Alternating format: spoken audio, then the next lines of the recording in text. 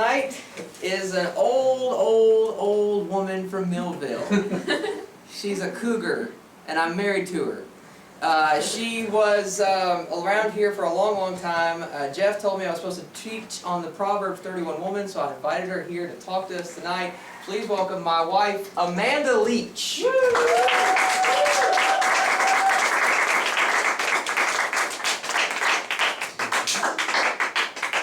Here she comes. With gifts.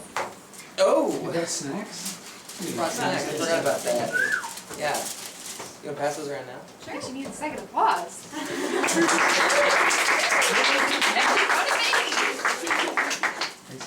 All right. Oh, and this is my son too, by the way. Woo! Hi. No. Alrighty, so here you are on Millville Mafia, as they call it. How are you doing today? Doing good. Good. Haven't talked to you in a Glad while. to be here. Yeah. Good to see you. Thank you. It's good to see you too. That's what you call flirting, folks. All right. Start off with the questions. I gave you some of these beforehand, so you can be thinking on it. Have you a favorite memory? I have far too many memories now. I don't think I have a favorite one. Of the school, or of the church, or of a particular person in this room? No, I don't necessarily have favorite memory. Basically, now that you've given them all cookies, you can say whatever you want. Yeah. You No, say, I don't like any. tons and tons and tons of good memories. Especially like the student conventions, international conventions, regional conventions. Oh, I didn't mention that in your intro, but you are the international champion for I don't even remember. multiple things. Yeah, Yeah, she's world renowned for stuff. something. Yeah. Okay. Son, look at me. We're in the middle of an interview. This is a big deal. Big debut here. It's like, whatever. What is a trait of a Proverbs 31 woman that you think you really excel at, and what is one that you think that you don't? Well, I don't know what I excel at, but I can say I'm probably not the most joyful, encouraging person. I'm a naggy sometimes. Yeah, so that would be a That's why I'm so downfall. depressed all the time. That's not true at all. I am a hard worker. I guess there's Hard, that. yeah, it is true. I think you are a hard worker. Almost to a fault. Tell me what asympathetic means. Asympathetic means that you would not be sympathetic. So you would not be sympathizing with someone. Yeah, using like- the word Like for when, the definition. yeah, like when she doesn't want to work out and I do, and I say, get over it and let's do this, she says I'm, asympathetic. yeah. Which, if you look at the Latin and the Greek, It's before not a word word. means not. If you look at and the Latin, sympathetic, we all know what that means. So you're not being sympathetic.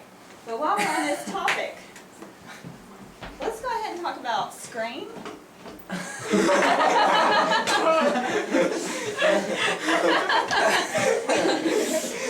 I don't know what you're talking You don't know what that No, is. I don't know what You that don't know is. what that word is. I don't know what that word is. The audience is turning on me. You gave them cookies. I am now the enemy. Scream, as everybody in here knows, is the past tense of scream. When you're running away, when a man, let's say Dean, he was scared, he screamed and ran out of the room. I'm yet to find out what's wrong with that. All right. What advice to you, and I know you don't have much experience with this, but what advice would you give to a woman whose husband isn't perfect already? It's really hard to imagine. That's a stretch. What is he says, what are you doing? That's not funny. I would just firstly say that to look at yourself and realize that you're not perfect either. That we all have problems. And therefore, you can be more sympathetic instead of being asympathetic toward that. Okay. And what advice would you give a man? Well, the continued advice for a woman would just be to pray for your spouse. You're not the one to change him, but God can change him, and God can change you too. Okay. That's a decent answer. It is. What would you tell an imperfect man to do? I would Somebody say else. pray. Pray. Somebody else, pray and be in the Word. Pray to be the word. That's good advice. All right, what's the scariest thing you've ever done? I don't know. I was trying to think about, because to me there's like different levels, different types of scary, you know, and it depends on where you are in life, such as like riding with my brother in the car when he was learning to drive. Scary. Yes. Yes. Scary. Yeah. Speaking of, have you all seen that advertisement for that movie about the housing market falling apart? It has Brad Pitt and the guy who used to play back, Christian Bale, and Steve Carell, and all these guys in it. And one of the lines from the preview of the movie says, "If you can tell me the difference between stupid and illegal, I have my wife's brother arrested." And every time I see that line, I think that's a great movie line, and I could say the same thing about your brother. Except he's a lawyer, so. So there's that. Yeah, he would get out of it, yeah. And then there's just in general, like I don't like being in front of people, so there would be like your husband's like, "Hey, I should interview you." That would be scary. Yeah, that would be a moment. But nothing real scary. Like all right, monster. we're gonna take questions from people out here. Josh in the back, I know you have a card. What does the card say? If you won the lottery, what is the first thing you would do? If you won the lottery, what's the first thing you'd do? It would be quit my job. That's a good one. Yeah. Yeah. Okay. And then I'd probably be joyful. Where's the next card? More You have the next? virtuous. She'd be more virtuous if she won the lottery. That's what she said. All right. What's your card say? Who would you be if you could be someone famous? Who would you be if you could be someone famous? There goes our son. You hear him on the steps. He'll be start fine. running. Yeah, he'll be fine. Who would I be? I have no idea. Because a lot of my favorite people that are famous, like, went through some trial that I don't necessarily want to go through. So, I don't know. It's a hard one. That is a hard one. She already is famous. I mean, She's that's a true. Yeah. How could you get Or better? we've been playing with markers, excuse me. Yeah. All right, so one of you girls had a. I'm watching the audience. The cookies are going back around. All right, one of you girls had a question for Amanda. What was it? Lydia had one. How did you and Devin meet? How did we end up meeting?